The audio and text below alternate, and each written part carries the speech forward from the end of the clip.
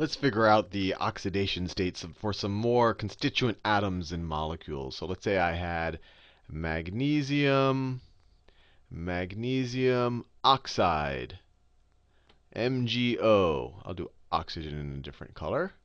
So what are going to be their oxidation states? And you might know this already, but let's just look at the periodic table because it never hurts to get familiar with it. So we have magnesium. Magnesium has 2 valence electrons. It's a group 2 element. It would love to lose those 2 electrons. Oxygen, we already know, is one of the most electronegative atoms. It's so electronegative that oxidized has essentially been named after them. And we know that oxygen loves to gain 2 electrons. So this is kind of a marriage made in heaven. This guy wants to lose 2 electrons, and this guy wants to gain 2 electrons. So what's going to happen? The magnesium is going to lose 2 electrons. It was neutral, so it's going to have a +2 charge, hypothetically. And then the oxygen is going to have a -2 charge because it gained the 2 electrons. -2. So in this molecule of magnesium oxide, the oxidation state of magnesium is +2, and the oxidation state of the oxygen is -2. Now let's do a slightly harder one. Let's say we had magnesium. Let's say we have magnesium hydroxide. So hydroxide is OH2. OH2, right there, where there's 2 hydroxide groups in this. So what are the oxidation states going to? So my temptation would still be, look, magnesium likes to lose its electrons. It's 2 electrons, which would make its charge positive, its hypothetical oxidation state positive. So my temptation to say, hey, magnesium here would be +2. So let me write that there, +2. And remember, in order for all my things to work, everything to work out, if it's a neutral compound, all of the oxidation states in it have to add up to 1. So let's see if that's going to work out. Now, oxygen, my impulse is that its oxidation state tends to be -2. So let me write that down. -2. And hydrogen, when it's bonded with an oxygen, remember, in this case, the hydrogen's bonded with the oxygen first, and then that's bonded to the magnesium. So the hydrogen is bonded to an oxygen. Hydrogen, if it was bonded to a magnesium, you might want to say, hey, maybe it'll take the electrons and it'll have a negative oxidation state. But when hydrogen is bonded with oxygen, it gives up the electrons. It gives up the electrons. It only has 1 electron to give up, so it has a +1 oxidation state. So let's see. At first, you might say, hey, I'm adding up the oxidation states. +2 -2 is 0 +1. I get a +1 oxidation state here. That doesn't make sense, Sal. This is a neutral compound. And what you need to remember is, oh, no, but you have 2 of these hydroxides right here. So what you do is you figure out the oxidation, the sum of the oxidation states of the hydroxide. So that's -2 + 1. So for the entire hydroxide molecule, you have a -1 sum. And then you have 2 of them, right? You have 2 hydroxide molecules here. So the contribution to the entire compound's oxidation state will be -1 for each hydroxide. But then you have 2 of them, so it's -2. And then +2 from the magnesium in your oxidation, and it all adds up to 0. So that worked out. Now, I want to do a little bit of a side. I want to go back to doing some problems again. But I want to do a little bit of side on some of my terminology, because I've kind of used oxidation state and oxidized and reduced interchangeably to a certain degree. But let's say, we've done so many problems with water, auto-ionizing into, actually, let me do 2 moles of water. And it's in equilibrium with 1 mole of H3O plus OH minus. And obviously, everything is in an aqueous solution. Now, let's look at the water. What are the oxidation states in this water right here? Well, we've done this already. Previous video, oxidation state of oxygen is -2 because it's hogging the 2 electrons from the 2 hydrogens. Each hydrogen is giving up an electron, so it has an oxidation state of +1. And we see this molecule, everything adds up because you have 2 hydrogens with the +1, so that's +2. +2 -2 for that 1 oxygen, you get to 0, and it's a neutral compound. Now here, what are the oxidation states? So one of these hydrogens left one of these water molecules without without and joined the other of the water molecules without taking its electron with it. So it left the electron over here. So that oxygen still has a -2 oxidation state. And this hydrogen still has a +1. And that's why you do -2 plus 1, you get -1. And this time it works out because that's the actual charge on this hydroxide ion. Now, here, what are the oxidation states? Each of the hydrogens have a +1, oxidation state. And then this oxygen has a -2. And so if you look at the charge for the entire molecule, +1 on 3 hydrogens, so that's +3. I just added them up, -2. So I should have, so +3 -2, I should have a +1 charge on this entire molecule, which is the case. Now, my question to you is, has any of the oxidation states changed for any of the atoms? All of the hydrogens here, and we could call this, 2 moles of water, or like maybe I just said 2 molecules of water. But I have 4 hydrogens here, right? And all of them had an oxidation state of 1. On the right-hand side, I have 4 hydrogens. All of them have an oxidation state of 1.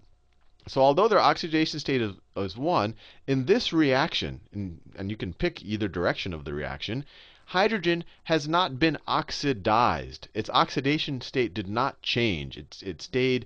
Maybe it was oxidized in a previous reaction where the water was formed, but in this reaction it was not oxidized. Likewise, the oxygens, we have 2 oxygen molecules here, or atoms here. Each have a -2 oxidation state. Here we have 2 oxygen molecules. Each have a -2 oxidation state. Due to this reaction, at least, no electrons changed hands in our oxidation state world. So this is not an oxidation or a reduction reaction. And I'm going to cover that in detail in the next video. And I just want to be clear that nothing here was oxidized or reduced because their oxidation numbers or their oxidation states stayed the same. And I just want, because sometimes I'll say, hey, look, magnesium has an oxidation state of +2, and oxygen has an oxidation state of -2. Magnesium was oxidized. 2 electrons were taken away from it, and oxygen was reduced. 2 electrons were given to it. And I'll say that implying some reaction that produced it, but that's not always the case. You could have a reaction where that necessarily didn't happen. But the oxidation state for magnesium is definitely +2, and the oxidation state for the oxygen, or the oxidation number, is -2. But I think you know what I'm talking about when I say it was oxidized. At some point, it went from a neutral magnesium to a positively charged magnesium by losing 2 electrons, so it got oxidized. Now, let's do some harder problems. So hydrogen peroxide. I've said multiple times already that oxygen tends to have a -2 oxidation state. This is -1. I think you see the pattern. This is plus. Well, these guys are +1. Hydrogen is plus or -1. These guys are +2. I think you see the pattern. It's whether you want to lose or gain electrons. So you might say, well, let's see, water normally has a -2 oxidation. So you might be tempted to do, okay, hydrogen has +1 because it's bonding with water, and oxygen has a -2. But when you do that, you immediately have a conundrum that this is a neutral molecule, but you have, let's see, 2 hydrogens +2, 2 oxygens at -2, -4. So this would end up with a -4 total net oxidation state, and that's not the case because this doesn't have any charge. So there's a conundrum here. And the conundrum is because if you actually look at the structure of hydrogen peroxide, the oxygens are actually bonded to each other. That's where the peroxide comes from. And then each of those are bonded to a hydrogen. So in this case, especially in a first-year chemistry course, the peroxide molecules, especially hydrogen peroxide, tends to be that one special case. There are others, but this is the one special case where oxygen does not have a -2 oxidation state. Let's look at this and try to figure out what oxygen's oxidation state would be in hydrogen peroxide. So in this case, hydrogen-oxygen bond, oxygen's going to hog the electron, and hydrogen's going to lose it. So it's going to have a +1 there. Same thing on this side. Oxygen, at least on this bond, is going to have a +1. It's going to gain an electron. What about from this other bond with the other oxygen? Well, there's no reason why one oxygen should hog the electron from the other oxygen. So there's not going to have any net impact on its oxidation state. So in this case, this oxygen's oxidation state is +1. This oxygen's oxidation state is also +1. So each of the hydrogens have an oxidation number of +1. Each of the oxygens have an oxidation number of -1. And so you have a net of 0. 2 times +1 plus 2 times -1 is 0. So that's just a special case and it's a good one to be familiar with. Let's do another one, iron 3 carbonate. And now for the first time, I remember when we first encountered iron 3 carbonate, you probably thought, hey, why is it called iron 3 carbonate when there are only 2 iron molecules here, or 2 iron atoms here? And you're about to learn why. Let's look at the oxidation numbers. So oxygen's oxidation number tends to be -2. -2. Now, if carbon is bonding with oxygen, let's look at the periodic table. We have carbon bonding with oxygen. Carbon can go either way. Carbon, sometimes it likes to give away electrons, sometimes it likes to gain electrons. When carbon is bonding with oxygen, this right here is the electron hog. If we had to say who's taking the electrons, it's going to be oxygen, right? So carbon is going to be giving away its electrons.